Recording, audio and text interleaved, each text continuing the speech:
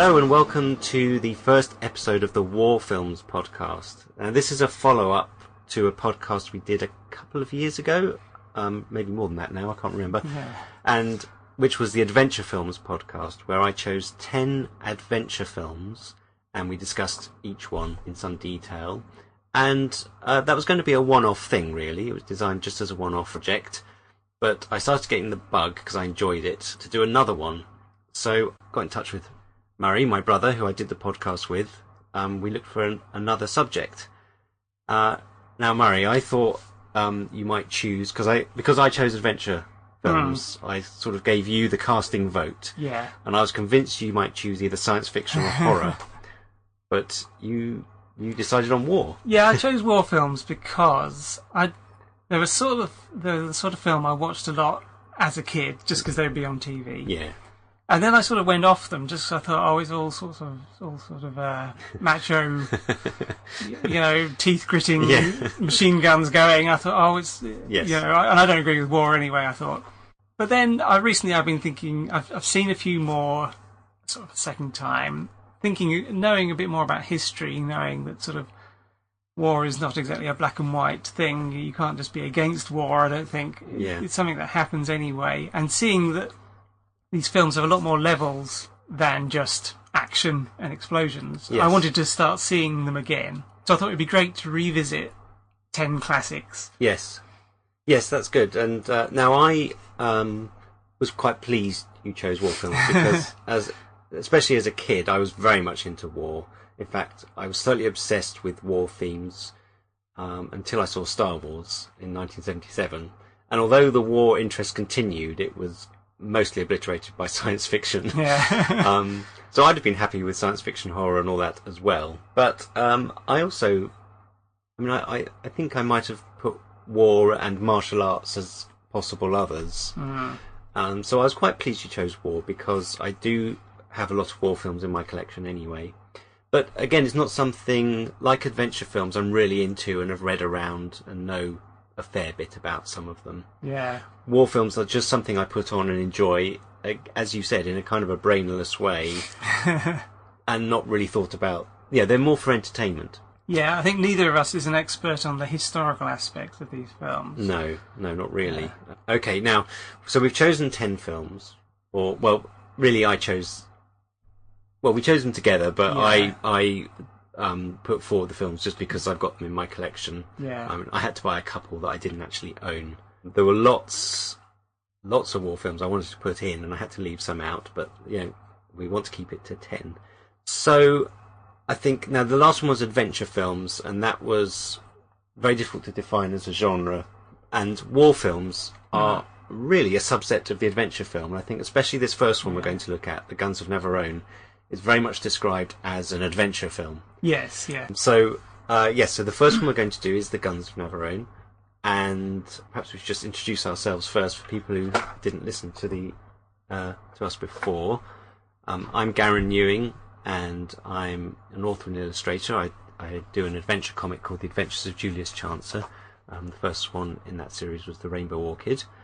And I'm doing these podcasts with my brother Murray. I'm Murray. I write, I do a bit of music. I did the theme to this podcast, and I've got a blog called Musings. Right, there will be links on the blog entry. Okay, so should we dive straight into our first film? Might as well, yes. The Guns of Navarone. So this, just to give the basics of this film, it came out in 1961 from Columbia Pictures. It's based on a novel by Alistair MacLean, which was written in 1957. Directed by J. Lee Thompson, although he was a last minute. Yeah, he replaced the existing director who they started the project with. Yeah, Alexander McKendrick. Yeah. And I don't actually know why he left. In fact, I'm not sure Didn't he injure his back? I think something like that. There was an interview with Anthony Quinn, and he said something about they had a day of shooting, and there was a boat out at sea. He said 15 miles away, which seems a bit excessive, but and the director said, "Can you radio to them to tell them to move the boat 3 inches to the left?" And they thought, this isn't going to work, but I think that sounds a little bit exaggerated. So yes, J. Lee Thompson came in with I think he only had 2 weeks preparation. Mm. And had you seen the Guns of Navarone before? It was one of those films that I remember seeing on Saturday afternoons. Yeah. And perhaps I might have never seen the beginning. Yes. It's one of those ones you start watching, you think, oh yeah, I'll watch it for a bit. Yeah, and you get into it. I certainly didn't remember it being as long as it was, because it's 2.5 hours long. Which Right. is quite long. Yes. But yeah, so there were points, quite key points in the plot where I didn't know what was going to happen next, which is quite fun. Yeah. But apart from that, I definitely have seen it before. And did you enjoy it? Yes, yeah. I did think it was slightly long, but more at the beginning. We'll go through the plot, but Yeah. I thought, they could have got the action quicker. Yes. By the way, there will be spoilers, so if you haven't seen this film and you want to see it, stop listening now, because we're going to be talking about every aspect of the plot. Yes. So this is not a spoiler-free zone. Yeah, I'd seen the Guns of Navarone a few times, and I already owned it on disc, so had seen it, but never really analysed the film particularly much. I just enjoyed it as an adventure film. And the length, I know the director, J. Lee Thompson, did say that he wished, if he was making the film again, he would tighten it up a bit and make it a bit shorter. And the other thing is, war films tend to be quite epic and long, I think. Yes, I mean, the probably war in this itself was epic. Yeah. Yes. So quite a few of the films in this 10 are long ones, I think. Yeah. But I really like the film. I chose Guns of Navarone, but vying for its place were two others that I chose Guns of Navarone over the others. They're kind of in the same category. Yeah. One is Ill Met by Moonlight, which I really like. Right. Have you ever seen that one? No. It's a Powell and Pressburger film, and that's also in the Aegean Oh, right. theatre of war, if you like. Yeah. It's set on Crete, actually. And then the other one, actually, was Where Eagles Dare, Right. which we're not doing. Which is another Alistair MacLean. It's another Alistair MacLean, and was very popular. Another sort of all-out action film, but very similar to Guns of Navarone and Ill Met by Moonlight in a way, in that the basic idea is you've got a group of experts going into enemy territory with a mission. Yeah. So in Ill Met by Moonlight, you've got Dirk Bogarde. He's going into Crete with some other commandos, the SOE, and they're going to kidnap a German general, and they get him off the island. And in fact, that was based on a true story, which is amazing. No. And in Where Eagles Dare, which was made in 1968, I think, which is the other Alistair MacLean, and is fictional. That's about a group of commandos going in to rescue a top British general who's been taken by the Germans. Right. Now, the Guns of Navarone is about a group of commandos who go into this.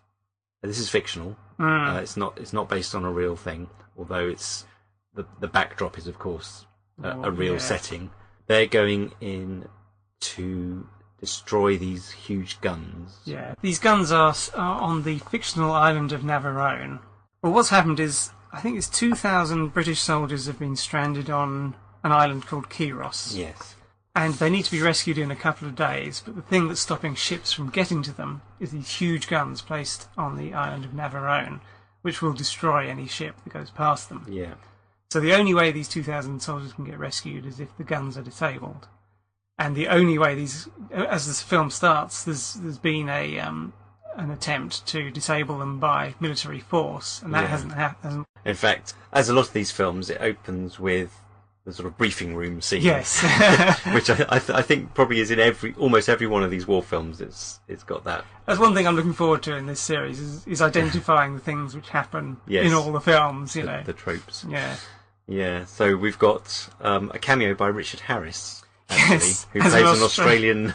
Yeah. An Australian with a very British stage accent. Yeah. Well, he can be Australian with a British accent, of course, but he's quite funny because he's got that bloody which is the bloody only guns or that bloody the only scene that was censored in this. Oh right. They actually recorded another one with Ruddy instead of bloody. Okay. Which actually I thought sounded more Australian. I don't know, but they thought that I think he said some of the more outlying towns in rural England might object to bloody. So many bloodies. Right. There were quite a few, and it did stand out actually. I thought, yeah. Even in this day and age. You've got that bloody old fortress on top of that bloody cliff. Then you got the bloody cliff overhang. You can't even see the bloody cave, let alone the bloody guns. And anyway, we haven't got a bloody bomb big enough to smash that bloody rock. And that's the bloody truth, sir. Yes, so they've tried and failed and lost quite a few men, and Richard Harris questions whether it's worth it, and that whoever came up with this plan, he'd like to throw him out of an aircraft or something. Yes. And of course, the person who came up with the plan is James Robertson Justice, yes, who is known for, suddenly I mainly remember him as a kid in being in the Doctor films, Doctor on the House, and yes. He was the all sort these of Zoo Matron senior type stuff. surgeon. Yeah, he? so comedy. Yeah, the senior surgeon. But he plays, in this, he's the narrator, and he's the mastermind behind the plan. Mm. So he brings in Gregory Peck. Yes. Who's the lead, really, isn't he? Yeah. Although there's a very strong cast in this film. Gregory Peck leads, and he's playing Captain Keith Mallory, the human fly, who's an expert mountaineer, because the only way to get onto Navarone, if you're not going by aircraft, is to climb these formidable cliffs to get on. So they need someone who can do that. And I did wonder if he's called Keith Mallory, if that's a nod to George Mallory. Is it George Mallory who climbed Everest? Oh, right. And went missing in 1924. Oh. I do reckon he made several attempts on Everest and he went missing. I think his body was found in the late 90s. Oh, right. 75 odd years after. Yeah. But there may be a sort of, just for the audience to make a connection with him being a mountaineer. Yeah.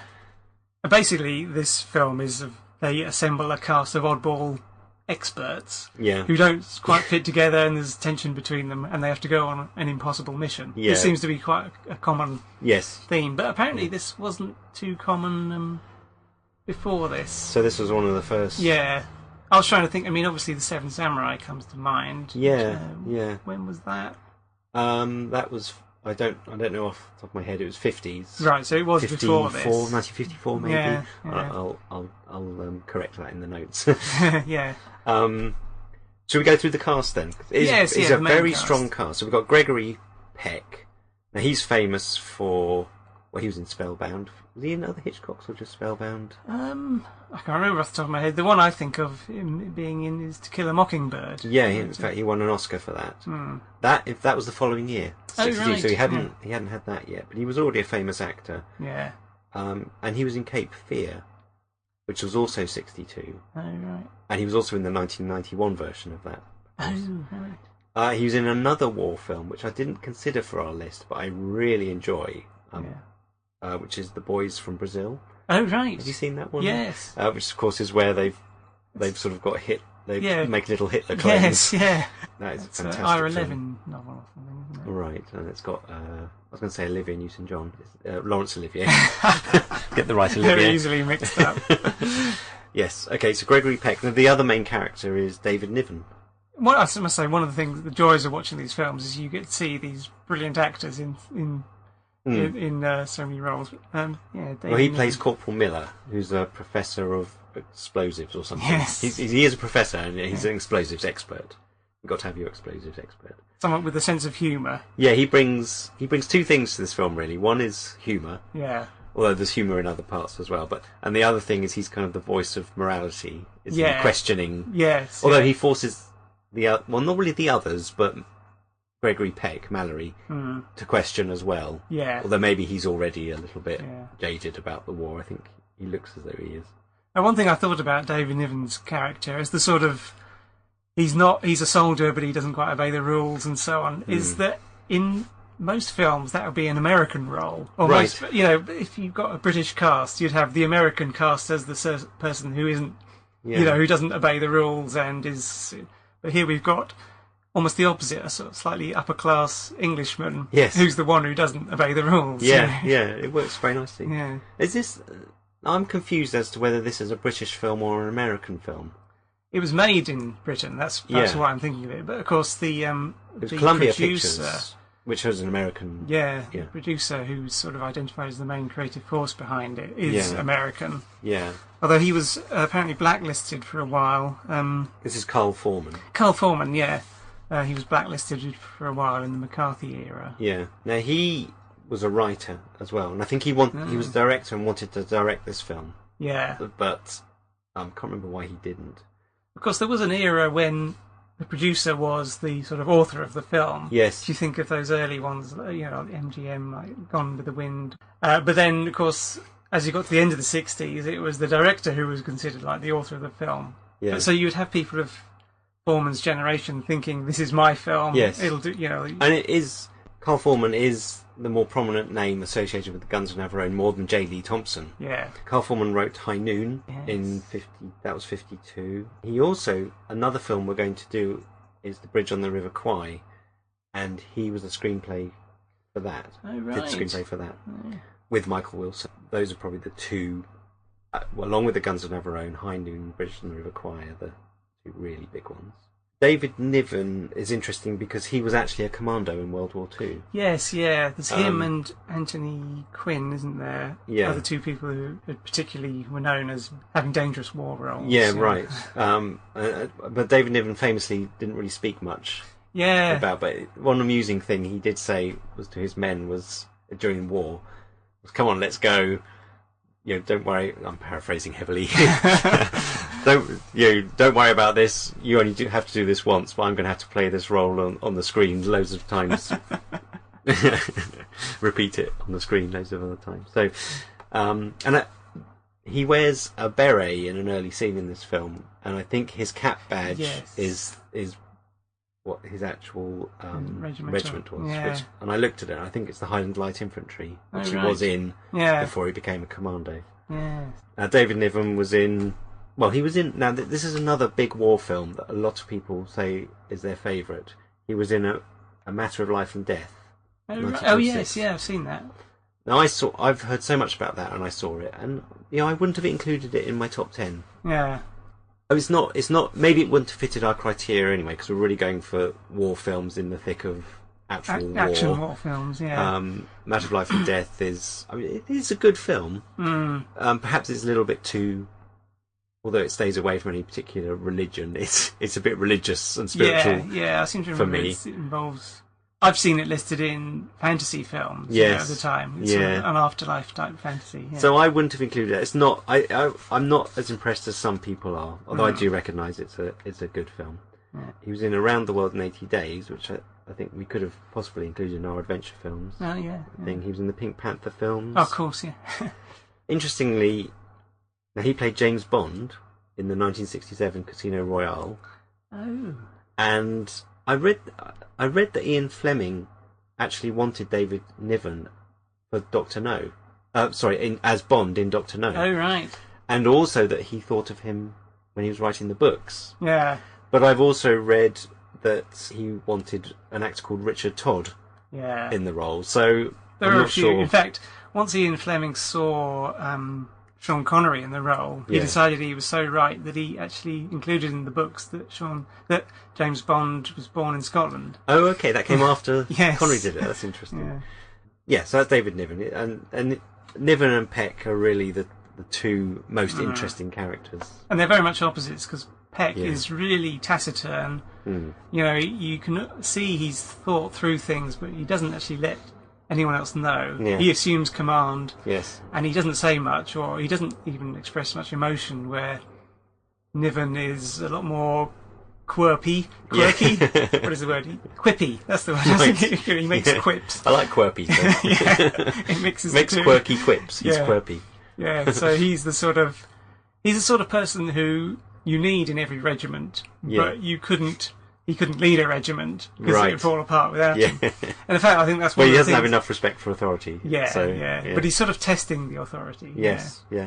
So the next there's really 3 stars in the film. The next one is Anthony Quinn. Yes. Colonel Andreas Stavros. Yes. Or is it Stavru? Although, and he looks... I've just got Andrea. Okay, we'll call him Andrea. He looks very Greek. He inhabits that role very well, but he's actually Mexican. Yeah, because he also played Zorba the Greek in the film with the same name. Yeah, and so a lot of people thought he was Greek. But...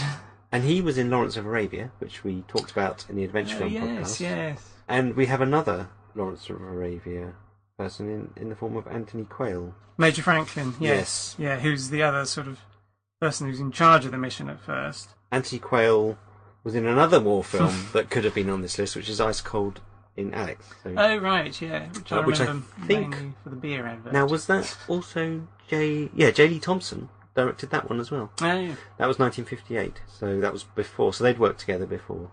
Stanley Baker plays the butcher of Barcelona. Not with a conscience, but with a sick of killing. Yeah, basically. Yeah. He's a knife expert. Yeah. He's the engineer and a knife expert. Now he apparently wasn't well known to American audiences, but of course he's quite a well-known British. Yeah.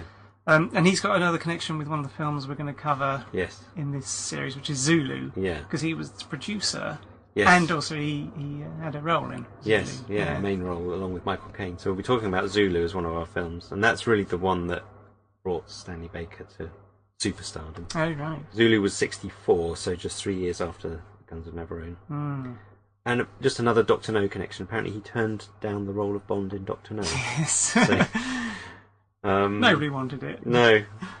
And the weird thing is, I think, that this film quite reminds me of James Bond. Yeah. Yeah. Dr. No was the next year. Right. But, the whole thing of having a series of action sequences ending in an underground base being blown up, it's very much, Yes. Of course, Alistair MacLean was writing. He wrote after Casino. This novel was written after Casino Royale. Yeah. So I wonder if there was some sort of back and forth influence between the books and the films. Well, I guess there's a style of the time, perhaps, and things that are popular. But yeah. But also, I mean, one of the things that, looking back at film history, particularly films you're sort of familiar with, like this, is you find, actually, that was the first film that did this. Yes. Because apparently this. There's a few things that it did. It was one of the first films to actually depict the war, but a fictional episode from the war, apparently. Right. A lot of them before only were very true to actual missions or were vague. Yes. But this I wonder why that is. Was there some kind of taboo against fictionalising something that was still a very real event that people were involved in? If you start turning it into a fictional... That's one of the things. Because the real films, like Ill Met in Moonlight, are kind of a tribute. Still. Yes, yeah. Whereas this is suddenly now... I mean, I don't know if it trivialises it. Yeah. Well, I guess there's a point where you start... where, first of all, you have to be very much respectful of the people who died and who were involved and injured in the conflict. And then a point comes where you start treating it more as... a sort of myth you can address and use. Yeah, I was going to say respect for, unless they're Germans, in the case of especially Alistair MacLean, but generally. Right, so Stanley Baker. Then the next was James Darren, who's the youngest member of the cast. Yeah. Who almost, I mean, I sort of felt as though he could have been not there, apart from the occasional... Yes, that's true, I suppose, yeah. I mean, his role was basically to be young. Yeah. And then he was the sister of someone they meet, and then at the end he dies. Yeah. Yeah. Well, he plays Spyros Papademos. Yes. So he's Greek, but he's been living in America. Yeah. And trained American. And yes, as you say, he's the brother of Maria Papademos, who's a resistance fighter. James Darren was mainly known as a teen idol singer. Yeah, pop star. I didn't recognise any of the songs he'd sung. No. So Navarone was an attempt to change his image to start getting him into films and stuff. But really, this was the biggest thing he did, even since then. But there's one other role that both you and I will have known him from. Yeah. But I was surprised to find he was in TV. He was in The Time Tunnel. Yes. I'd forgotten that until I read it. And I thought, I recognised him from it. And he was also in T.J. Hooker. Oh, right. In the 1980s. So playing his sister is Irene Papas, who was also a singer, actually. Oh, right. And there's two female roles in this film, which I don't think were in the book. So they were added. Yeah. In fact, perhaps we should say the book was very much an action story, lots of killing, pretty black and white. Yes. I don't think the female characters were in it, so they were added. And really, Carl Foreman did make the story a lot more interesting. Mm. Quite often you hear, the book was better than the film. Yeah. I think this might be a case of the film being a lot better than the book. Although the book was very popular anyway, so But I think Alistair MacLean is known. He said that he just wanted to get to the action, and he thought things like romance just stood in the way. Yeah, although he did change later in his career. He started, and in fact, there was a follow-up. Perhaps we'll talk a little bit at the end, but Force 10 from Navarone, which was a follow-up. I haven't seen it, and I haven't read the book, but from what I've read, I get the impression that the book was a little bit more, shades of grey than the film. So the film. Well, apparently, Force 10 from Navarone, the novel, was more a sequel to the film. Yes. Than his own novel. That's right. Yeah. Okay, so just going back to Irene Papas, I think she's a very good character, actually. We've talked about in the Adventure Films podcast quite often the women are not a strong force in these kind of films. They're not in the adventure films.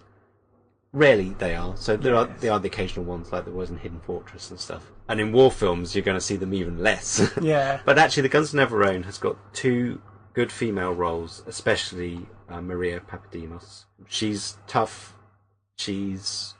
Not that that's one thing I was thinking. I was thinking a strong female role shouldn't be, she's tough, therefore she's a strong female role. She's tough without being bitter. She's not like a. And she's not a female. She's not a man in the body of a woman, which is a lot of people say. I've made a tough female character, but actually she's just a man with more wobbly bits or whatever. So I think she's a really good character. Yes, she takes a role in it.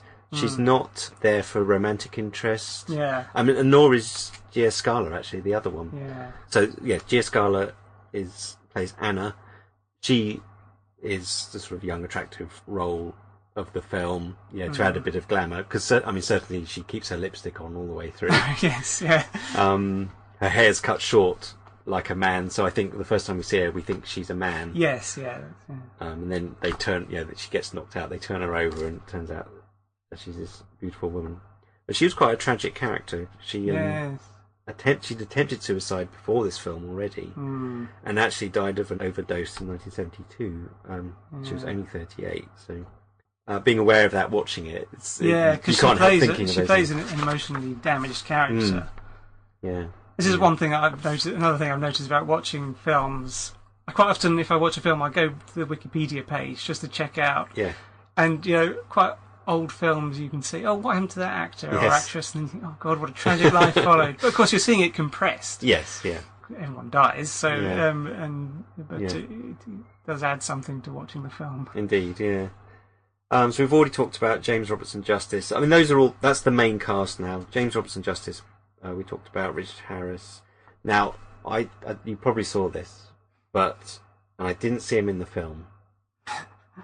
But Peter Grant, the manager of Led Zeppelin, has a small role. I remember that. Yeah, I didn't see it. I won't do my Peter Grant impression because it involves a lot of swearing. But he played a commando in it. I don't know where, but if I see it again, I'm going to look out for him. Yeah. Of course, he's probably a lot thinner than he ended up being. I think we'll leave that cast. Let's get on to the film. Yes. Well, some of the others we'll talk about, like the Germans. We'll get up to as we come. So let's get going. So we've talked about the beginning of the film. Yeah, the setup. Now, really, the first thing they do is they all gather. They get a boat. Yes. Should we skip to that bit? So it's good. That's probably about 20 minutes in now. They've got this ramshackle old boat because they obviously need to. They disguise themselves as Greek fishermen, really. Yes, yeah. And they need to get to the island. And this was another thing about this film. There was a lot of location shooting, which I think was not done so often. Yeah, that's another first I heard about it, actually. So this was filmed on Rhodes, the island of Rhodes, and then at Shepperton Studios in London were the two main areas. So a lot of this sea stuff. And they get spotted by a German spotter plane, and then the inevitable German patrol ship, comes along. Now, one thing about this, because it was filmed in Rhodes, as you say, they actually went to the Greek authorities and got a lot of help. In fact, most of the Germans you see, and most of the hardware, is actually Greek army. Yes. A lot of that actually is American surplus sold to the Greek army. So it's probably the wrong type, I don't know. Yeah. But I got that impression, that because a lot of films, they want to get things right. Yeah. In technical area. I think we might talk about some of the other films later. I don't know a lot about the equipment, but apparently they didn't really hide it. It's American jeeps and tanks and ships. Yeah. I don't know if you've heard this anecdote, but of course at the end, Well, first of all, the German patrol boat comes along and stops them, and they've got to pretend to be Greek fishermen who don't speak German or English. Actually, the Germans address them in English, don't they? Yes. I think, No, in fact, we need to go back a bit, because that's one thing they discuss later. They say, did you notice he spoke to us in English? Yeah. Which makes them think that's the first sign of perhaps there's an informant. Oh, right. But of course, there isn't yet. But we need to go back, because there is a scene, and quite an important scene, where they all gather together in a room. Yeah. And they're discussing the plan. Oh, yes, yeah, of course. And Anthony Quinn, I think, notices that there's someone at the door. Yes. And he writes a little message that says, keep talking. Keep talking. And then he opens the door, and there's this laundry boy. Yes, yeah. And my fantastic fact about this laundry boy, perhaps you know, is he's played by Tutti Lemkow, if I pronounced that correctly. And I love this.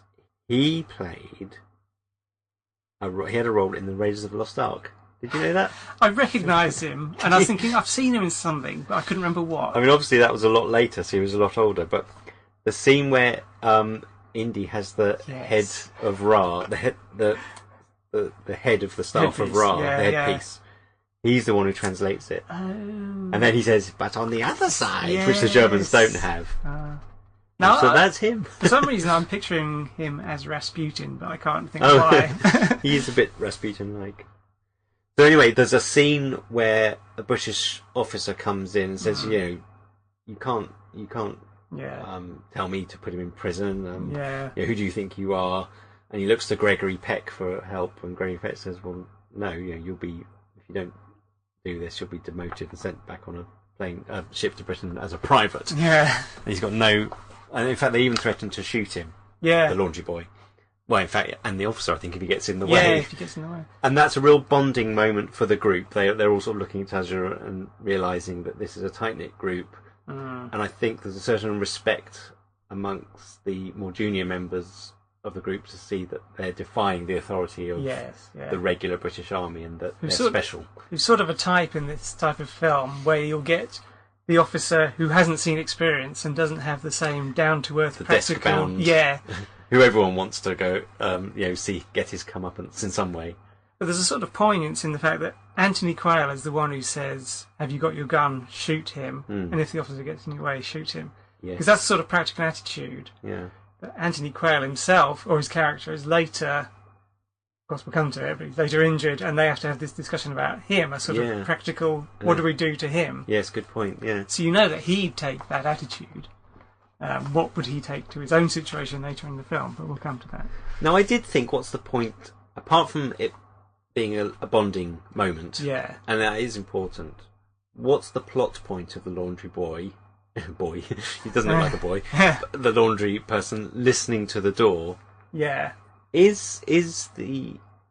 Because when Gregory Peck says, did you notice that the German officer spoke to us in English, is the intimation that the laundry boy... has passed on information. Yeah. Although he was put in prison. Yeah. He was put under lock and key, apparently. So, and now there is a traitor in the group later, but not at this moment. Yeah. So... I don't really get the significance of did you notice he spoke to us in English, as if he knew something. Yeah, I assumed it was just a tactic on the Germans' part to try and take them off guard. Yeah. If they were... But then why would Gregory Peck mention that as a specific thing? Is it just to get the audience going, oh, there's someone... To get suspicions... It probably is, actually, to get suspicions raised, so then when the actual... traitor is in the group, you become aware that there's someone informing. You don't necessarily suspect her because you've already been thrown off earlier. That's probably it. True. Yeah. Also, of course, it adds to the air of danger and the fact that these people are having to be extremely watchful of every detail. Yes. Yeah. Anyway, back to the boat. You were talking about the ship. I got slightly ahead of myself. Of course, this is another bonding moment where we actually see them in action for the first time. Yeah. Where the Germans come on board. And they try to pretend to be Greek fishermen for as long as possible, and then they shoot the Germans. Then they blow up the German patrol ship, which is actually a Greek-American ship, it turns out. And in the film, they, of course, let off some explosions, but apparently they let off explosions that were too big, and they actually sank the boat. Which they weren't meant to do. Yeah, which wasn't theirs. It was a Greek patrol boat, and apparently they were quite upset. The Greeks were upset, and in fact, I think a Greek officer, got into some serious trouble, and the cast actually wrote to try and say, "Look, it's not his fault; it's our fault," but it didn't help. So yes, the boat actually sank. It blew out the bottom of the ship, which it wasn't supposed to, and down it went. So also on the boat, they run into a storm, and I think this is a fantastic part of the film. It goes on a bit, but I just think it's really tense and. Oh no, this is the one I thought, oh yeah, they could just cut that. I think it can't be easy to get to the island, so it really adds some tension. And of course, Anthony Quayle gets injured on the ship. Yes, of course, that is important. And then that causes him to get injured on the cliff climb, which leads to the whole, a major part of the plot.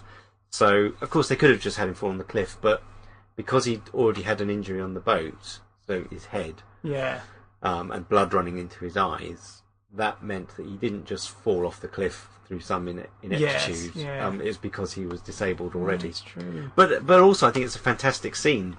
It's all filmed in the studio at Shepperton, and in a huge water tank.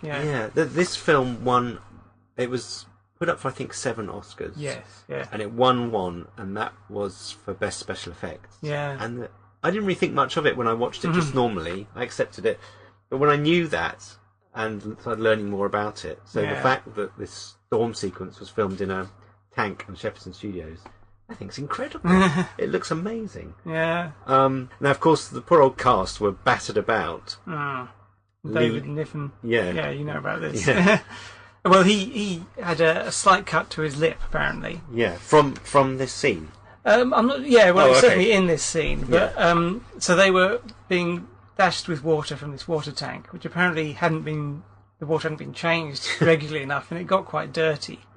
And David Niven got an infection through this cut in his lip that put him in hospital and almost killed him. Yes. Apparently, the filmmakers had to have a discussion at one point to say, should we abandon the film because he's going to die, or should we refilm all the bits where he's in it? Apparently he got well enough to finish the film, because this was actually filmed quite near the end of it. So he got well enough to film his final scenes, and then he relapsed for 7 weeks in hospital. God, just from an infection through his lip in this water tank. That's amazing, isn't it? And I think there was some other accidents. I think James Darren got caught. The ship was on rollers, so something to make it, hydraulics or something to make it toss and turn. I think it was James Darren. One of them got caught in that and had to be rescued. I think Gregory Peck or someone else actually got pushed under and went right under the boat. Oh my God. And again, if the ship had been at the wrong angle, it could have squashed him. So they were in this tank, I think, for 6 weeks filming. And they really got pushed around. I don't know if that would happen now. No. So yes, I think it's an amazing scene. And at the end, this sort of tidal wave comes in. It takes its time, and that they just get off in time. And then it completely destroys the boat, so now they are stuck on the island. I mean, that's the other thing about that ship scene, is they can't now turn around. There's no way back. Not that they would, but... And apparently all this was based on just one line in the novel, where it said the ship ran into some rocks. Right. There is one bit where the ship actually gets pushed in. You're in the cabin with Anthony Quayle. And you see the window rushing up to a rock, and it smashes, and it really feels like it's going with some force. So that whole scene, I really felt was done very well. So the next thing, they stand up on the shore, and then slowly they look up to these cliffs, which are just sheer cliffs, which is where we need the human fly to get up. And he'd originally said, "Oh, you can't climb that." And that's if he could pick the day, because of course now it's night time and it's in the middle of a storm, and he's got to climb this cliff, this sheer cliff. Which again is another very good scene, I think. Even though it's filmed quite a lot of it the classic sort of Batman way, flat on the ground. You wouldn't necessarily know that. No. I mean, you probably do. I think with this point, certainly, I'm well enough into the film to not care about what made the effects. But it's very well done. And there's actually 3 different setups for the cliff climbing. There's on location shooting long shots where you've got a stuntman climbing an actual cliff. There's studio where they're climbing on a set. But again, it's so well done you wouldn't necessarily know. And then there's matte paintings as well, so special effects. And again, it's seamless. Yeah. The whole thing is seamless. The studio to the location. You don't suddenly think, oh, God, that's changed. It deserved its special effects Oscar, definitely. Yeah. So they all get up, yeah. apart from Anthony Quayle, who's struggling because it's raining, the blood's in his eye, and he goes to wipe his eye, and now with just one hand he slips down and he breaks his leg. Yeah. And he's rescued. So. Oh, they've already got rid of a German at the top of the... German sentry. Yeah. So this brings us to the first sort of moral dilemma of the film, which is, I think, one of the things that I wouldn't have been so interested in when I used to watch this, but now it becomes for me like the crux of the film. Yeah. Because you get moral decisions like, should we go and save these 2,000 soldiers? And it's not really a decision because you have to. You don't forget about that. Yeah. But here we come to a decision which is sort of impossible to take, and this is the really character-defining decisions. So Major Franklin, Anthony Quayle's character, is injured, and he obviously needs medical attention. Yeah. But they also have this extremely important mission. So first they say, we've got two choices. We can leave him here, because the Germans will find him, and by the rules of war, they'll look after him, because he's an injured soldier. Yes. Or we can take him with us, and he'll slow us down, you know. But then, of course, Anthony Quinn's character says, we've got a third option, which is we could just shoot him. Yeah. Because, of course, if the Germans do pick him up, they could get information... Yes. On the mission. Yes. Not just, and of course they say, David Niven. I almost called him Larry Niven, who's the writer. Yeah. David Niven's character says he would never do that. But as a plot point for later, of course, Mallory, Gregory Peck's character, says, they could give him truth drug, scopolamine. Yes. And he would tell them no matter what his scruples. So Yes. it would endanger the mission. Yeah. But so this is a sort of three-way decision, which is sort of impossible to make because there isn't a right decision, you know. And Gregory Peck kind of shows that he could do any of the three. Yes. But he does do the right choice. Yeah. Because I would just say something about Gregory Peck and Anthony Quinn. There's always some tension set up between them. This is back in the boat where Peck reveals that Anthony Quinn tells... Gregory Peck tells Anthony Quayle... Yeah. I need to remember their character names, probably easier. But I'm using the actor names. That after the war he's going to kill him. Yeah. Because he let some Germans go, and these Germans then came back and killed Anthony Quinn's family. Yeah. And there's a phrase he uses. He says, "Because of your stupid Anglo-Saxon decency." Yeah. Which is kind of this terrible burden that the British have, or the Americans, is our decency. Yeah. Which the Germans obviously don't have. Now that's very black and white. There's a quote later on in the film where they say the only way to win this war is to get as nasty as the enemy, or to get nastier than the enemy. Yeah. But only then the worry is you wake up and find that you're even nastier than them, and stuck as that. Yeah. Which is sort of like problems throughout war films. I yes. suppose. Yeah. At least they address the issue. Yeah. But there is that kind of thing that the British have got standards and the Germans don't, which was not necessarily true. No. But this is addressed in this film to some degree. Yeah. Okay, so they decide to go and take Anthony Quayle on the stretcher. And one thing that Gregory Peck does, he says to Anthony Quayle, who of course protests, saying, you can't take me. I know he's British. Of course he would. Gregory Peck says to Anthony Quayle's character, the mission's changed. We've heard that we don't need to get there. Well, this is a bit later, isn't it? So they've left because the phone goes. That's right, yeah. And it's the Germans.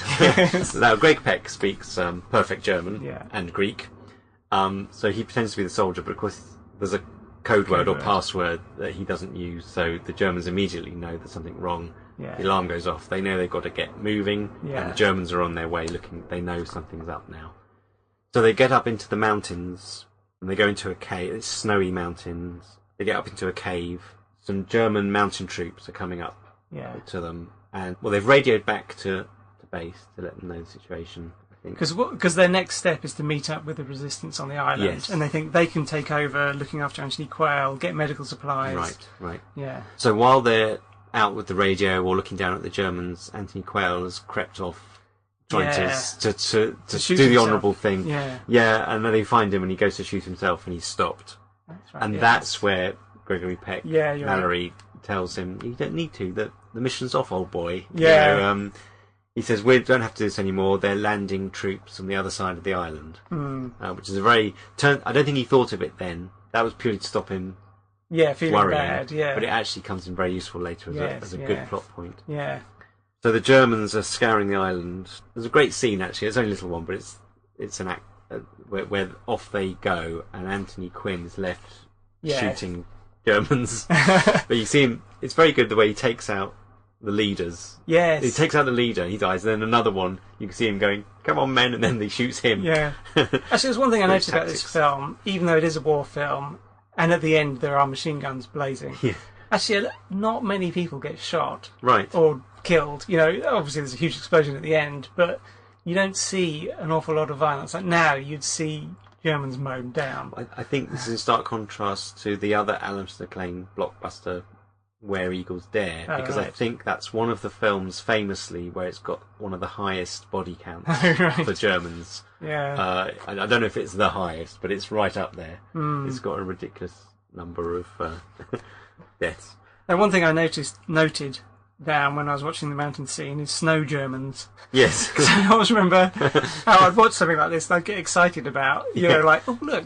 The different uniforms. Different uniforms or equipment they had. I love all that stuff, especially when I was a kid. I absolutely loved it. And you get all this stuff, your Action Man and the different plastic soldiers. It's weird how they're dressed in grey and then they're dressed in white and you think, oh, wow, that's cool. Yeah. Okay, so they leave this place with Anthony Quinn. Yeah. They've got Anthony Quinn and Anthony Quayle. You really have to keep on your toes, don't you? One thing I will say about the cast, I know we already talked about it, but the quality, I've already mentioned it, but if you did this film now, you'd have a lot younger actors. Yes, yeah. Well, probably you would, but there's a gravitas about these old actors. Old, I mean, classic actors, perhaps more than old. Also, they're not vying to step on each other's toes. They each play their role, and it complements the others. It certainly seems like there's there's no one you feel as though has said, "I'm the star, and I've got to be made the star." You know. I think I read that the director J. Lee Thompson was very good at giving everyone equal close-up mid-shots and stuff like that. So he was a very good politician for the actors. Yeah. To keep it fair. And the other thing he did was a lot of rehearsals for the scenes, and that made sure that when they did the actual scene, everyone knew what they were doing, where they were. Although it took longer because of the rehearsal, when he then did the shoot, it was all there. Yeah. The looks, the business, the movements. Whereas a lot of directors now, and even then, would want to shoot it, and then it wouldn't be quite right, so they have to shoot it again, and they try things on film. So actually it would end up being perhaps just as long, or certainly more expensive. Yeah. And also not... I think this film holds together really well. I was thinking about some of the compositions of the frame shots. I was thinking, from a comic strip point of view, which is what I do, I was thinking, oh, that's fantastic. You get a hip shot with a gun, and then down to someone mid, and then also in the background, and you get three. So you get the action in the front. Yeah. You get the reaction from the character who was involved, and then the background reaction as well. And it's all going on. The looks between the characters, particularly in a later scene where they've been captured, eyes are darting around all over the place, but you're taking it all in. And I think that's throughout the film. I think that's thanks to the rehearsals. Okay, so on with the plot. Yes. Next, they meet up with the resistance. Is that the next thing? Yeah, they go to the ruin where they're going to meet up with Anthony Quinn, because of course he's separated from them, holding off the Germans. That's right. Yeah. They get there and they don't find Quinn straight away. I'd say an amazing fact that I found was amazing was they use these Greek ruins. Yeah. Oh yeah. What I can't remember which ones they are now, but the right at the beginning there's the Parthenon. Oh, okay. Yeah. And Carl Foreman got the Greek authorities to take the scaffolding down, which had been there since 1803. I know. 1803. Yeah. And they took the scaffolding down so we could have a clear shot of it. Yeah, and that's just for the prologue, wasn't it? Because this isn't the Parthenon. This is just okay, ruins. Because that's got those big steps coming down, isn't it? Yeah. So there's a location shot with some ruins, which I probably should know what they are, but I don't. I think they're just meant to be... They're generic ruins. Well, they are obviously some ruins, which the Germans are all running down. Yeah. But then there's the studio shot when they're actually in amongst the ruins. Yeah. So this is where they meet with, first of all, Anna, although they don't know it's her. Yeah, they think it's a man. So again, it's Anthony Quinn who hears something. Yeah. And starts signalling, and they grab her. Although it's fairly obviously a stuntman. Yeah. Very male. But of course they want you to think it's a man, so it doesn't really matter.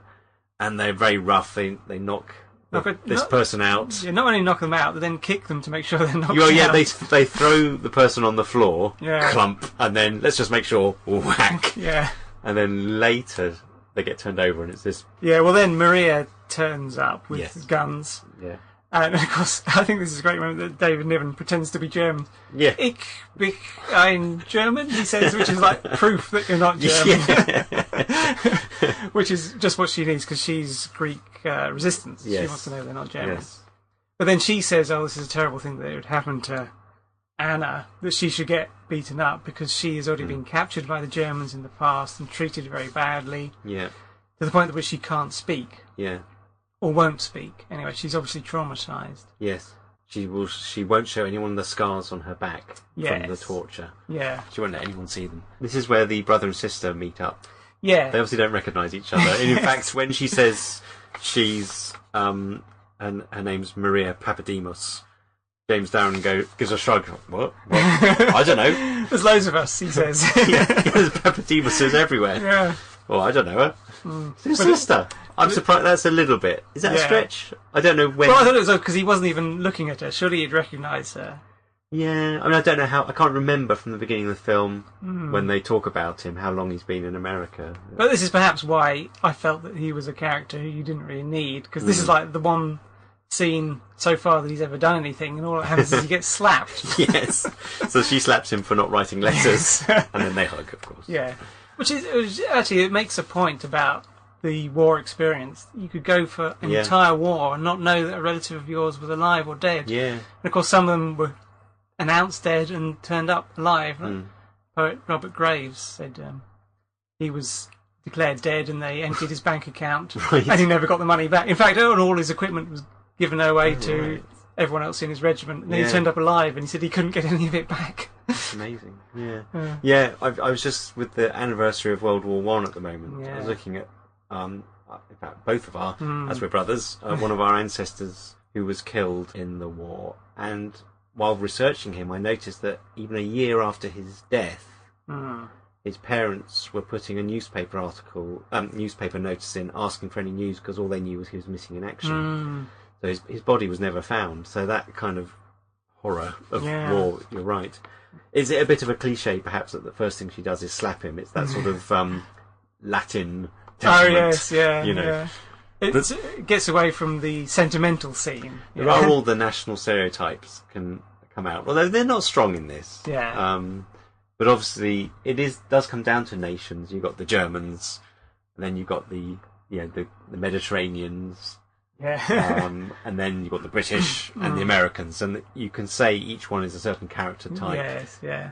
To start with, and then it depends how good the film is as to how off message they go, perhaps. So so now we've expanded the group. We've got the two resistance fighters, and the Germans are scouring the island for them. Yeah. I think we go to the next day now, where they're in the mountains above the Mandrakos. town of Mandrakos. Yeah. And now they know that the Germans know that they're on the island and are looking everywhere. Yeah. And they're hiding under some trees, aren't they? And we discover that Anthony Quayle has got gangrene. Oh, yes, yeah. So it just ups the stakes slightly. Yeah, he really needs to get to a doctor soon. Yeah. If they don't amputate his leg, he'll die. Yeah. So, yes, the doctor is needed. But but the Germans discover their location. Yes, and they bring up the mortars. Start firing on them, so they have to run off again. Oh, there is a scene where, because of course the butcher of Barcelona on the boat hesitated to kill a German, so there's now a question over him about how efficient he is as a killer.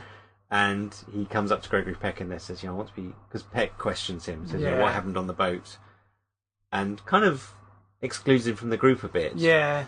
And in this scene, Danny Baker comes back up and says, I'm ready. I want to be back in the group. And Peck kind of goes, well, we'll see. Yeah. As if you have to prove yourself.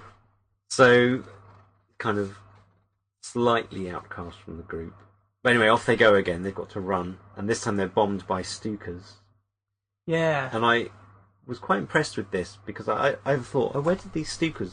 Did they use actual Stukas? Do they still have them? So I'm always interested in these war films, where they get the equipment from. So we know that the Greeks supplied the tanks and the things, but actually a lot of those were American surplus sold to them. So it's not right, technically correct for German equipment. And then these Stukas, I thought, because did they have those? Were they still around flying them? And I was very surprised to discover that they were models. Yes. And I didn't know that. Yeah. That's again how good these special effects are. Very well done. Yeah. Because I just assumed they were real, and I actually was Googling to find out. I couldn't find anything. Eventually found the information. There was one little factoid about the person who gave technical advice on how the Germans would act and so on was the chief of staff to Rommel. Yes. So it's odd to think, you think, oh yeah, they'd have had advice from like the British Army and the American Army, but of course also you had the German Army and people from that chipping in. Yeah, and this wasn't just. I mean, he was a major. Yeah, not a major. You think chief of staff to Rommel. You think of him as a sort of. He was a major player on the German side. Yeah, but he did. I mean, he was a prisoner of war for a couple of years after the war, but he did.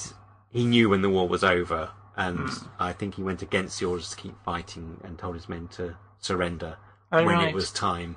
So he had a humanitarian side to him. He wasn't one of these, as often depicted, sort of cold Nazis. Well, that's something we come to in a later scene, isn't it? Good Germans and bad Germans. Yes, and throughout these films. That's but anyway, true. We'll come to that.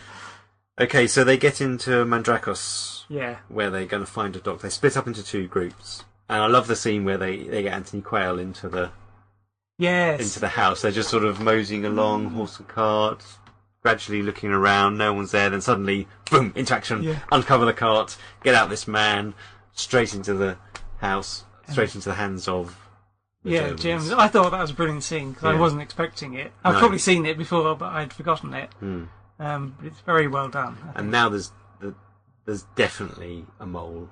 An informant, because how would they know exactly where they're going? Yeah, unless they had Germans in every doctor's study. Yes, it's possible, I suppose.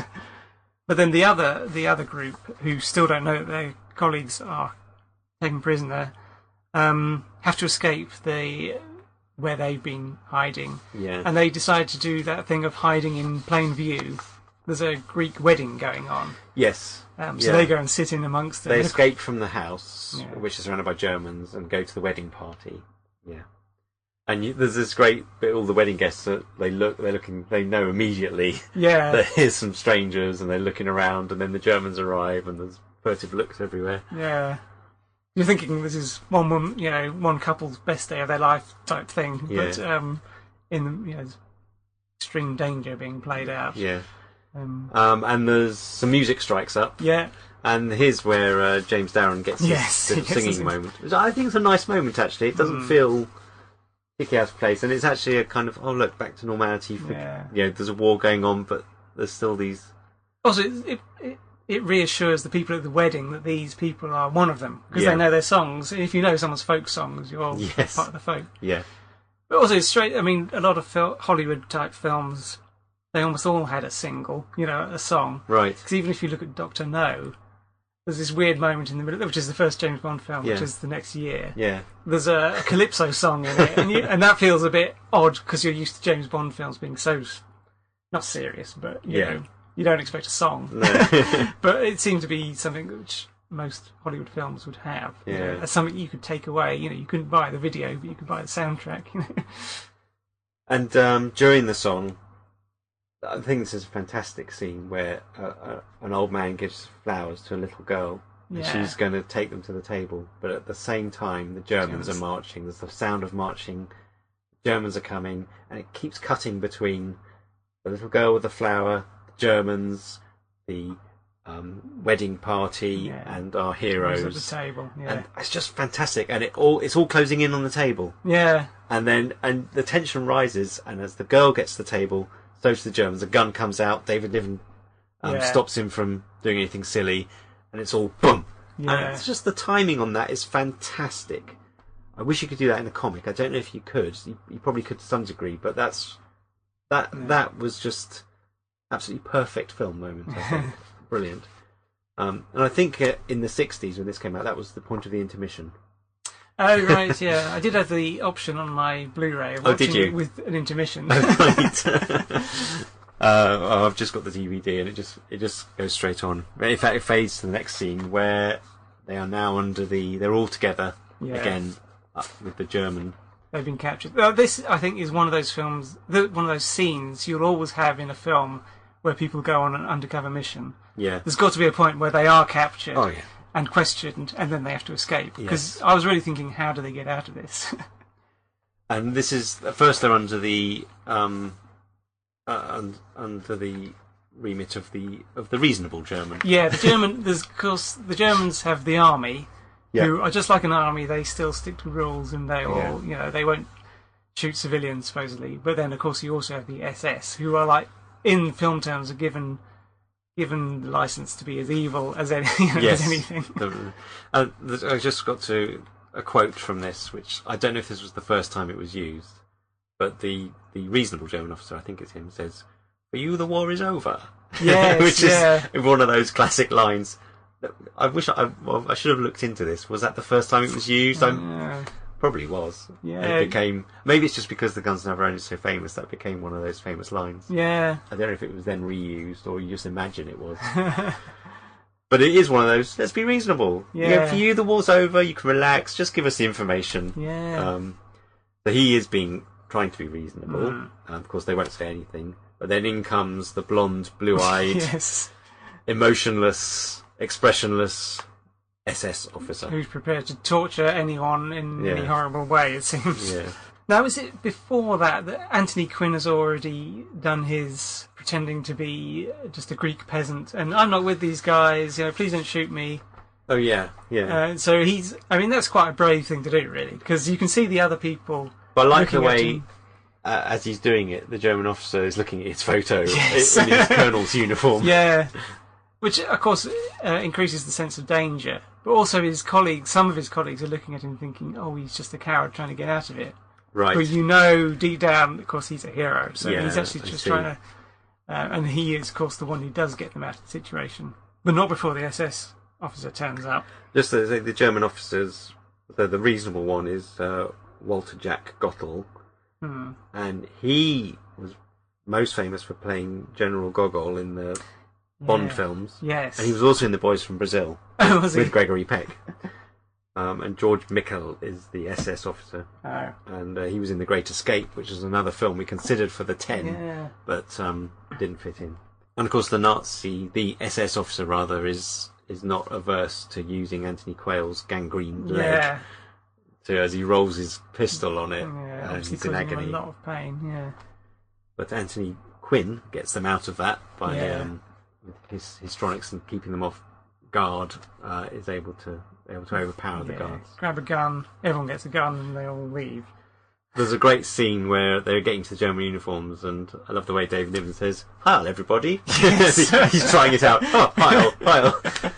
But also, they all leave. Yeah. And the Germans are left tied up in their underwear, with Anthony Quayle just lying there. I thought that's a slightly awkward moment. He's got a cigarette. There's a lot of sharing of cigarettes amongst the men in this. Yeah, and it's a very David Niven lighting them for Quayle. Yeah. There's a lot of that. There's a lot of smoking in this film, but there was back then, I suppose. And it's a very male bonding film, despite the fact there are two quite good female characters. Yeah. And there's real relationships between them. So Gregory Peck and Anthony Quinn. It's almost if one of them was a female, you'd have you've got there's a constant kind of plot device where a male and a female will go on an adventure together and they hate each other, but in the end they fall in love. Yeah, you're right. And there's kind of that between Peck and Quinn, and then there's Niven and Quayle. They're kind of a couple as well. Yeah. So of course, before they leave, Gregory Peck, knowing that they've got to leave Anthony Quayle, he needs medical help. He then tells them... Now, what does he tell him? I can't remember. But he tells him... Well, he's already told him that the plans have changed. Yeah. I mean, does he... No, I can't remember what he says at that point. I think he says that... I know what he said. He says they're going to send ships to this island of Kyros. Yeah. But the other side, or something. Well, he's already told him that, hasn't he? No, before he told him... He said our mission's over, and we've just got to contact the resistance and help them. But here he actually gives him a date for when the ships will be. Oh, so that's... He says it's 3 days' time or something. Oh, okay, because now he's putting that plan into action. Because he knows now that Anthony Quayle is going to be quizzed. Yeah. And so he's got to give him something to give the Germans. Yeah. But he does it telling him that it's the truth. Okay, and then they're off, and there's another fantastically funny scene where they're driving... Now, Maria is driving. Yeah. And they're really close to the edge of the cliffs, and you can see Anthony Peck and Quinn sort of furtively looking over the side, and she notices this and gives a little smile. Yeah. So that's funny. Then it's followed up by her attempt at wooing Anthony Quinn. And just the hilarious thing about that, she's very factual about it. Yeah. But there's Gregory Peck in the middle, kind of like a gooseberry. Yes. And Maria says, she ends up saying, "I like you." Yeah. And the look that Peck gives Quinn is just priceless. It's fantastic. Yeah. Real laugh out loud moment. Sir? Yes? No, not you, sir. Mr. Stavro. Tell me about yourself. What do you want to know? Are you married? I have been married. My wife and children were killed.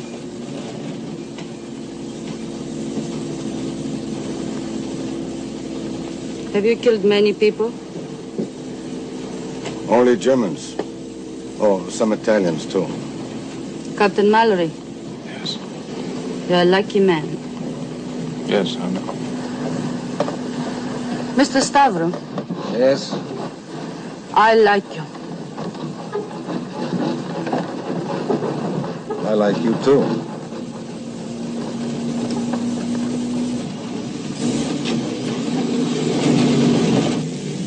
So then they go to this monastery when they hide out. This is another David Niven. Yeah. There's a big sort of moralising point. Not that it comes across that, it's very good. But he's not happy with Gregory Peck.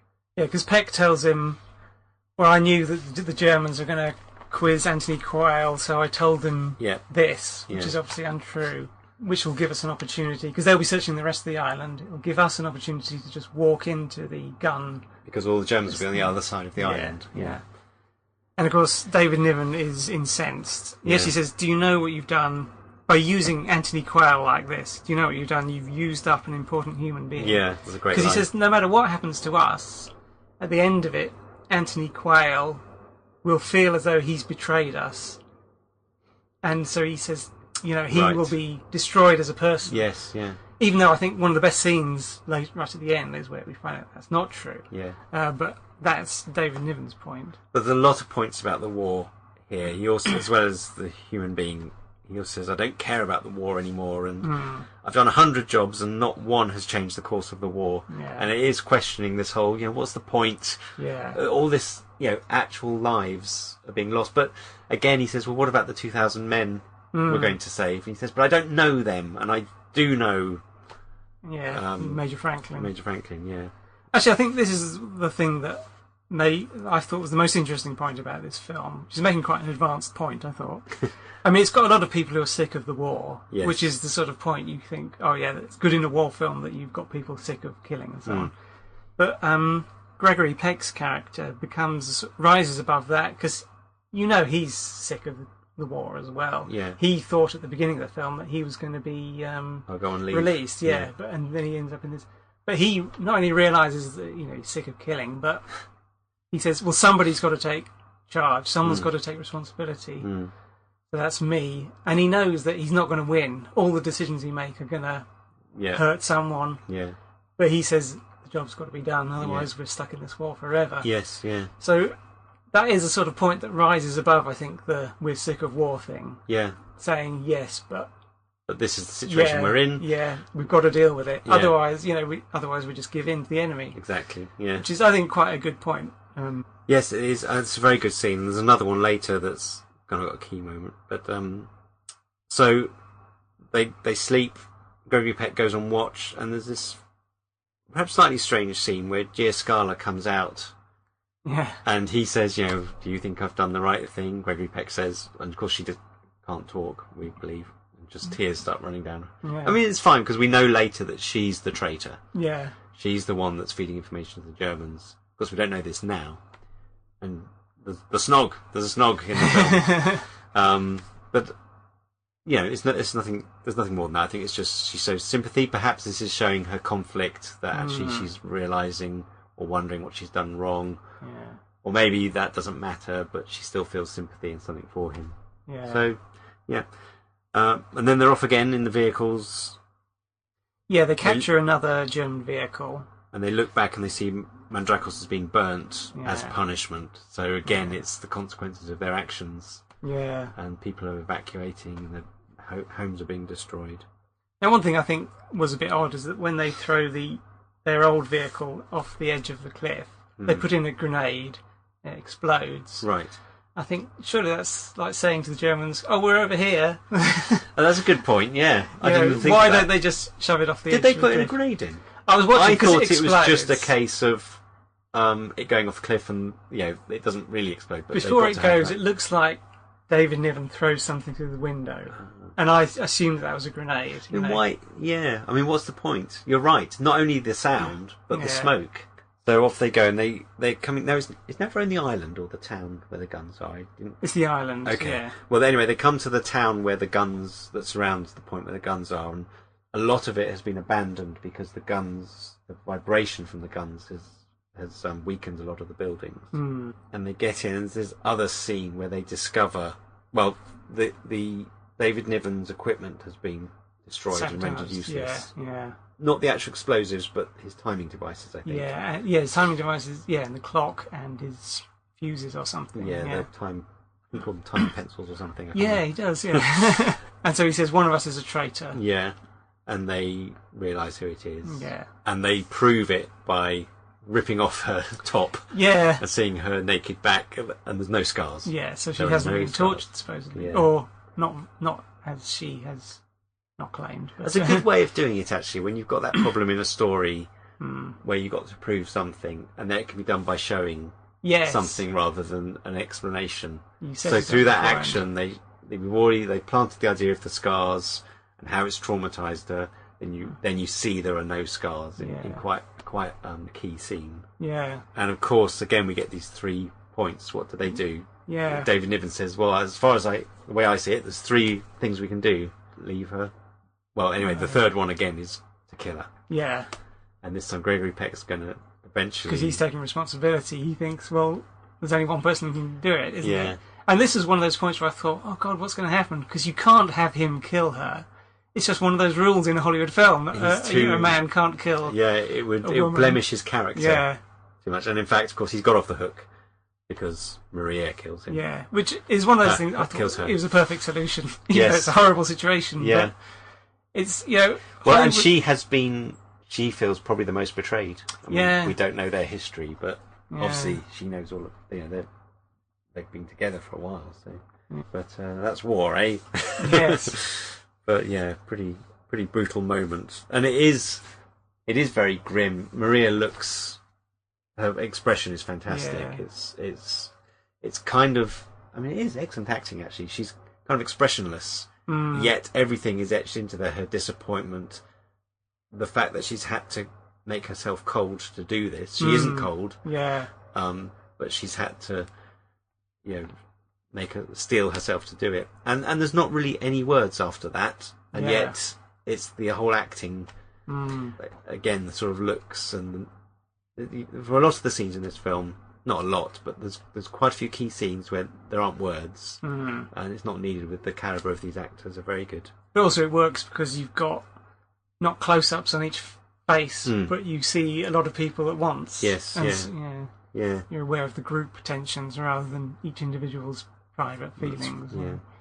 In that scene before she gets shot, there's another kind of key question asked by David Niven, which is, he says, who is guilty?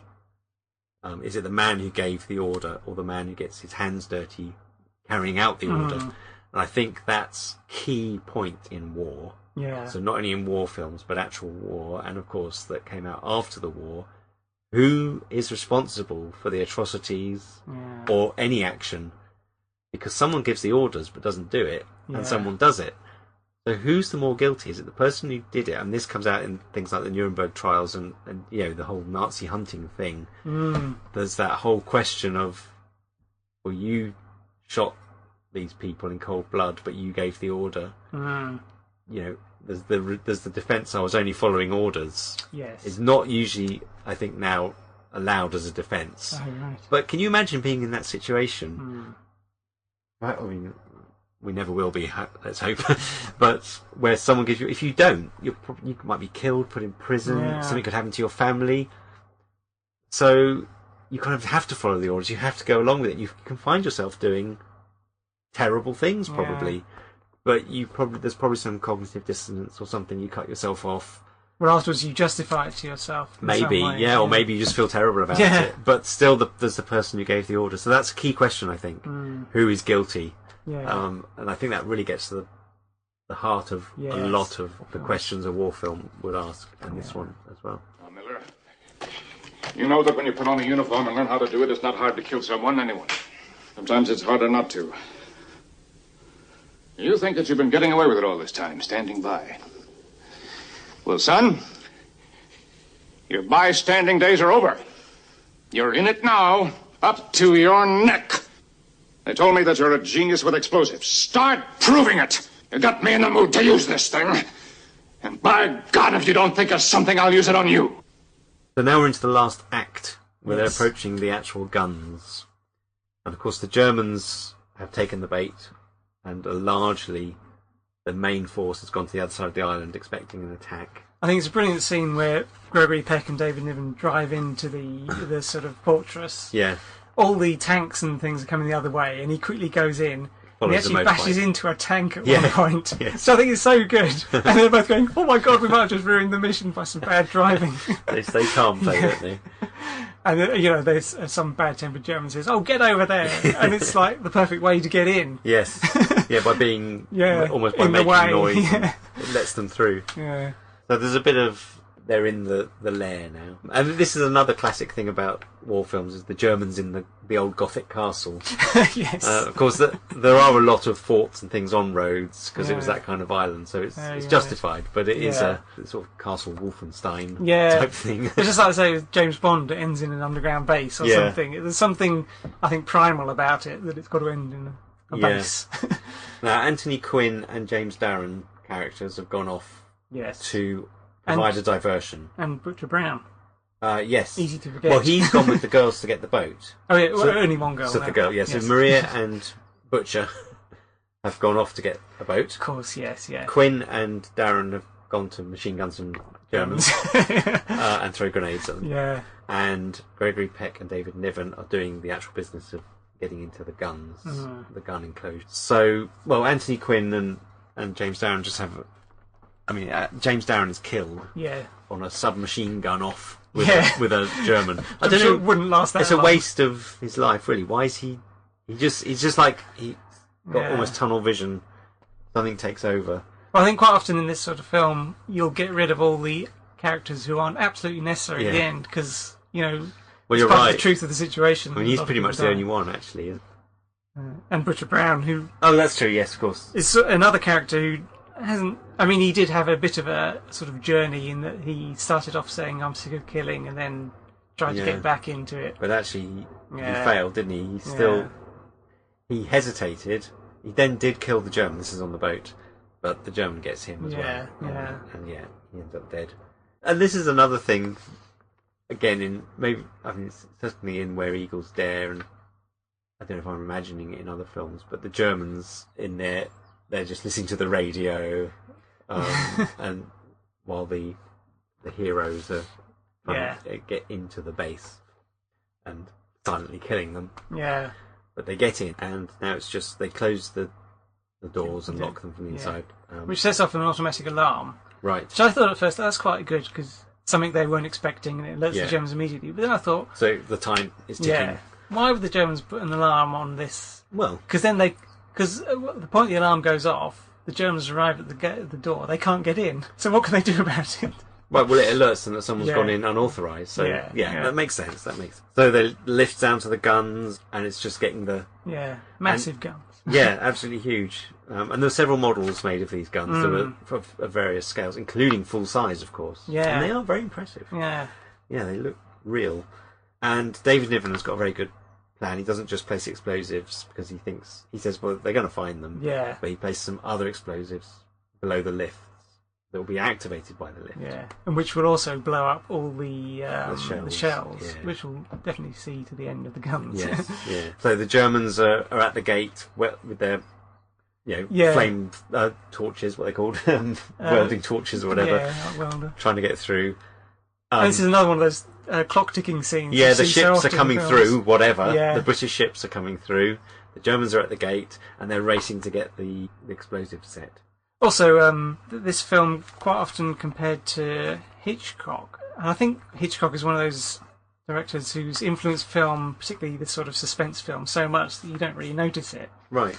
But one of the things that Hitchcock would do would point out to the audience, this is something that's got to happen. Right.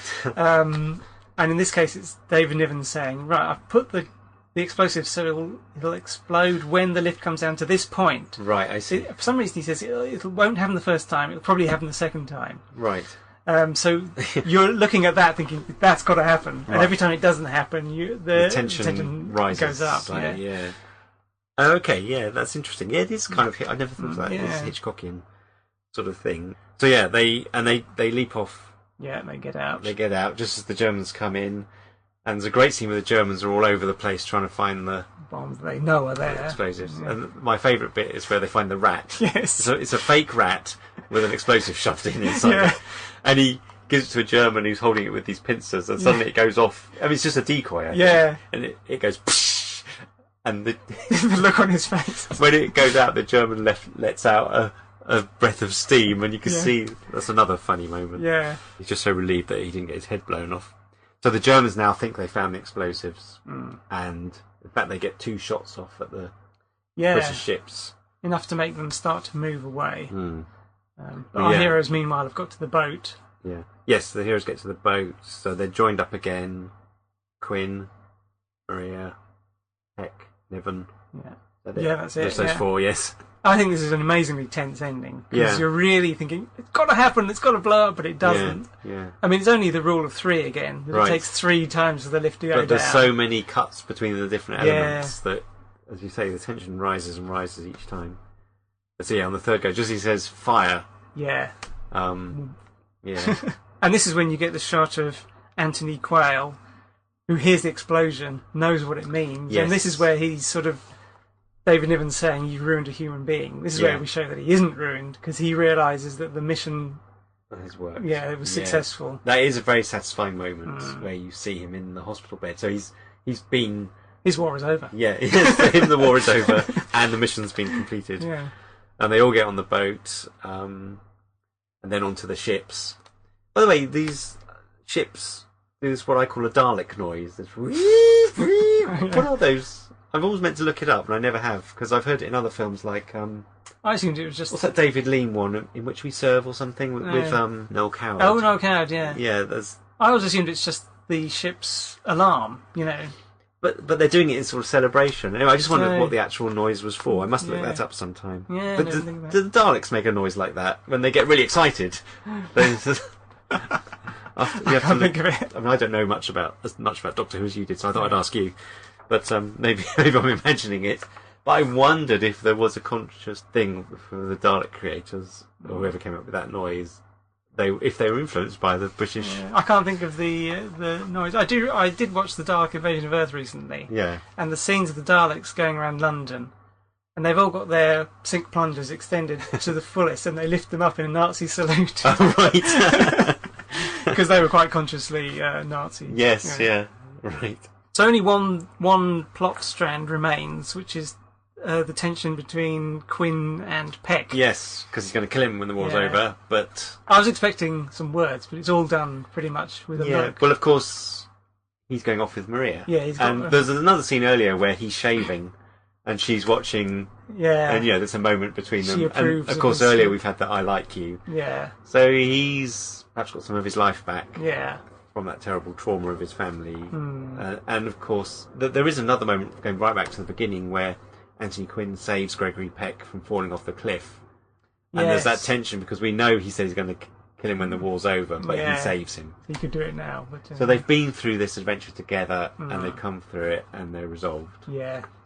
And they're on the ship and they're going to save the men. And there's a great... I always like to see a nice World War II duffel coat. Which they've got at the end. They're each wearing one. Scene. Yeah, it's the duffel coat scene where David Niven. the cough. Well, the cigarettes again, of course, but you can relax and have a cup of tea or whatever. Yeah. So yes, that's Guns of Navarone.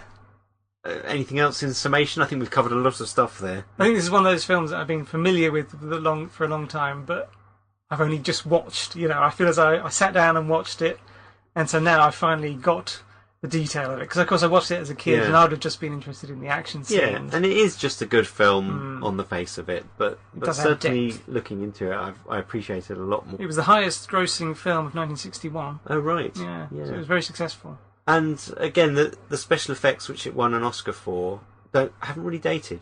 There's a couple of scenes where there's back projection is the most dated thing in most of these films, and there is a little bit of back projection. And some of the models you're aware of. Like, water doesn't miniaturise, and you can see the waves are a bit big. Not too bad, though. Yeah, no. I didn't particularly notice that. And as I said, the planes were fantastic. It's very well done, the map painting. Now, they were going to... everyone was going to get back together to make a sequel called After Navarone. Oh, yes, yeah. But that didn't happen. But as you say, Alistair MacLean wrote a sequel, and that was more to the film than his first book. But then, Force 10 from Navarone, and that eventually got made. Was that the 70s or something? Yeah, 1978. So a year after Star Wars, and I say that because Harrison Ford was in it. Oh, right. Harrison Ford, and Mallory, who was Gregory Peck in this one, was played by Robert Shaw, and Miller, who was David Niven in Guns of Navarone, was played by Edward Fox. Oh, right. And then the other main character was played by Franco Nero, and he played Nikolai. Now, when I saw the basics of it, I thought he was playing what was the Andrea character. Yeah. But Nikolai, the only person called Nikolai, is the laundry boy. And it turns out Nikolai is now turns out to be someone called Captain Lescovar, and they go after him or something. I haven't seen the film, so I don't know. But is that the laundry boy turns out to be this big thing, mastermind, or is it a different character? Yeah. But the only person called Nikolai is the laundry boy in Guns of Navarone. So anyway, that was made in '78. It didn't do quite so well. Right. I've never seen it. I'd be surprised if I do, unless it's by accident. Yeah. But yeah, Guns of Navarone, excellent film. Do see it. Now we've spoiled it for you if you haven't seen it. Okay, so what film are we seeing next? Well, next we're leaping into the future war-wise. Not our future, but not the next major war, but the Vietnam War, is it? Yeah, so Platoon we're doing next, which... Again, a lot of these films, although I've seen maybe once or twice, I'm not as familiar. For instance, Raiders of the Lost Ark, I've seen goodness knows how many times. Yes. And mostly adventure films I've seen a lot. These I've seen a few times, but I'm not as familiar. So, and I don't know a huge amount about the Vietnam War. There is a disproportionate number of World War II films in our 10. Yeah, I think that's what I meant, though, when I said war films. Well, it's what you tend to think of, and it's still an obsession of the British, which is interesting. Perhaps we'll talk about that a bit as we go through. But I did try for some diversity. We could have done more. There's all kinds of wars, which would have been interesting to do. But anyway, so this has been the Guns of Navarone in our first of our war film podcast. Please let us know what you think, either about just this film, the podcast, or any other war films that you like. You can leave a comment on the blog. There's links to buy the films on DVD on our blog, and also to follow us on Twitter, so you can let us know what you think there. So this is Garen signing off. And Murray. And we'll see you next time. Bye.